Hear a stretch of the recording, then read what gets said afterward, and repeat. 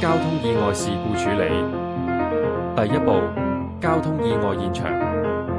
第二步，初步評估現場，確定是否有人受傷。第三步，通知上級和 control，描述事故情況。如有傷者，要求聯絡警方及救護員到場協助。第四步，control 報警並通知工程部及客務處負責人。保安主管需盡快到場協助。第五步，保安人員需保護事故現場，設立圍封區域，保存照片、影片、涉事車輛及人員資料、目擊者資訊等等，以方便後續調查。第六步，如有急救之力，可在安全情況下協助傷者，但不做超出能力範圍的處理。第七步，警方及救護員到場後，將現場管理全權轉交警方，並提供詳細事故資料，協助指揮現場交通，緩解交通擠塞。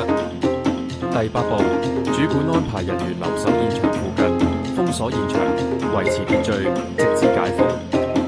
第九步，記錄事件經過 （incident report）、時間、處理過程、相片及 CCTV 記錄。